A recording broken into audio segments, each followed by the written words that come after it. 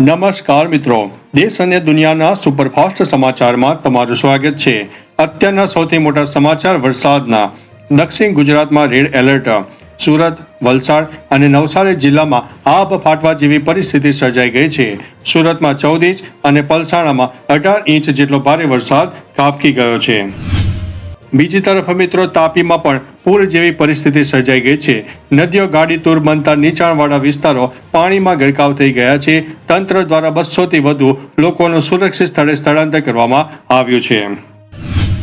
ગાંધીનગરમાં કેબિનેટ બેઠક। મુખ્યમંત્રી ભૂપેન્દ્રભાઈ પટેલની અધ્યક્ષતામાં મળેલી બેઠકમાં રાજ્યની વરસાદની સ્થિતિ અને બચાવ કામગીરીની સર્વગ્રાહી સમીક્ષા કરવામાં આવી છે। અમદાવાદ હાઈકોર્ટનો મોટો ચુકાદો। 2008ના અમદાવાદ સિરિયલ બ્લાસ્ટ કેસમાં ગુજરાત હાઈકોર્ટે 38 દોષિતોની ફાંસીની સજા અને 11ની આજીવન કેદની સજા યથાવત રાખી છે। રાજ્યનું પ્રથમ મહાવન કવચ। બનાસકાંઠાના ડીસા તાલુકાના ડાવસ ગામે બનાસ નદી કિનારે 120 એકર જમીનમાં 2 લાખથી વધુ વૃક્ષો વાવવાનું ભવ્ય અભિયાન શરૂ કરવામાં આવ્યું છે। નવનિયુક્ત પીએસઆઈને નિમણૂક પત્રો। સીએમ ભૂપેન્દ્રભાઈ પટેલ અને ગૃહ રાજ્યમંત્રી હર્ષ સંઘવીની ઉપસ્થિતિમાં 449 નવનિયુક્ત પીએસઆઈને નિમણૂક પત્રો એનાયત કરવામાં આવ્યા છે। પરવાનગી વિના શૂટિંગ કરવા બદલ ફરિયાદ। અમદાવાદના સત્તાધાર બ્રિજ પર મંજૂરી વગર ગુજરાતી ફિલ્મ પ્રેમ એટલેનું શૂટિંગ કરવા બદલ પ્રોડક્શન હાઉસ સામે ગુનો દાખલ કરવામાં આવ્યો છે। નર્મદા કેનાલના કારણે ખેડૂતો પરેશાન। સુરેન્દ્રનગરના લીંબડી પંથકમાં કેનાલ આડી આવવાને કારણે વરસાદી પાણીનો નિકાલ ન થતા 150 વીઘાથી વધુ પાક નિષ્ફળ જવાની ભીતિ છે। હવે વાત કરીશું રાષ્ટ્રીય સમાચારની। કેરળના વાયનાડમાં કુદરતી આફત। ભારે વરસાદને કારણે વાયનાડ ટનલ પ્રોજેક્ટ સાઇટ પર મોટું ભૂસ્ખલન થયું છે। કાટમાળ નીચે અનેક લોકો દટાયા હોવાની આશંકા છે, જેમાં એક વ્યક્તિનું મોત પણ થયું છે। અમિત શાહ મિત્રો એક્શનમાં જોવા મળ્યા છે। કેન્દ્રીય ગૃહમંત્રી અમિત શાહે ગુજરાત, મહારાષ્ટ્ર અને જમ્મુ કાશ્મીરના મુખ્યમંત્રીઓ સાથે ફોન ઉપર વાતચીત કરી અને કેન્દ્ર તરફથી તમામ મદદની ખાતરી આપી છે। મુંબઈ એરપોર્ટ ઉપર મોટી દુર્ઘટના ટળી।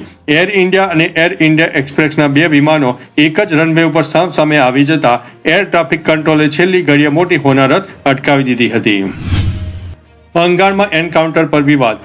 11 વર્ષની બાળકી પર થયેલા બળાત્કાર અને હત્યાના કેસના મુખ્ય આરોપી પશ્ચિમ બંગાળ પોલીસે એન્કાઉન્ટરમાં ઠાર કર્યો છે।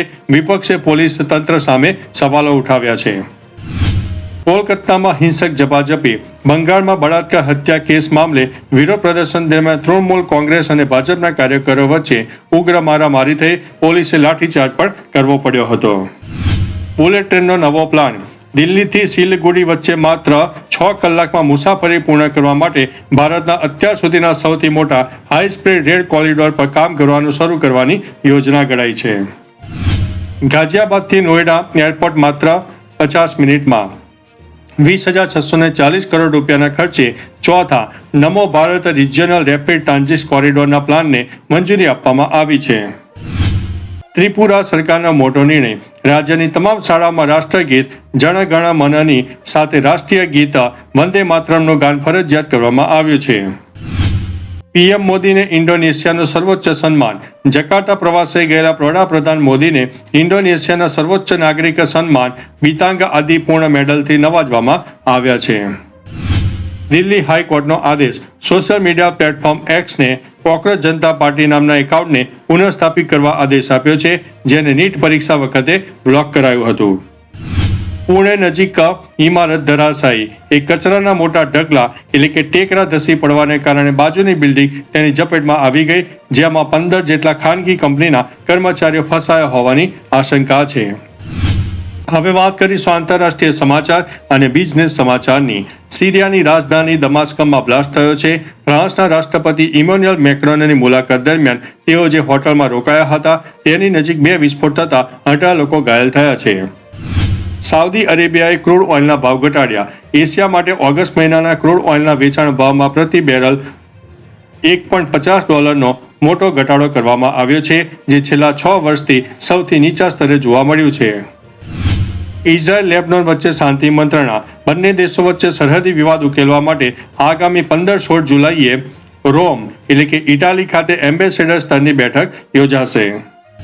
શેર બજારમાં મોટો કડાકો. સેન્સેક્સ 500 અંકથી વધુથી તૂટ્યો છે અને નિફ્ટી પણ 24,300ની સપાટીએ નીચે સરકી ગઈ છે. પ્રોફિટ બુકિંગના કારણે બજાર લાલ નિશાન ઉપર બંધ રહ્યું છે. એક જગતમાં હલચલ. એપલ કંપની વર્ષ 2026ના અંત સુધીમાં તેનો પ્રથમ ફોલ્ડેબલ આઈફોન સહિત 16 નવી પ્રોડક્ટ લોન્ચ કરવાની તૈયારીમાં જોવા મળ્યું છે. ગૂગલની મોટી ઇવેન્ટ. આગામી 12 ઓગસ્ટે ગૂગલની મેડ બાય ગૂગલ ઇવેન્ટ યોજાશે, જેમાં પિક્સેલ 11 સિરીઝ અને સ્માર્ટ વોચ લોન્ચ થઈ શકે છે. તો ચાલો મિત્રો, ફરીથી દેશ અને દુનિયાના સુપરફાસ્ટ સમાચાર લઈને મળતા રહીશો. ત્યાં સુધી અમને રજા આપશો. નમસ્તે.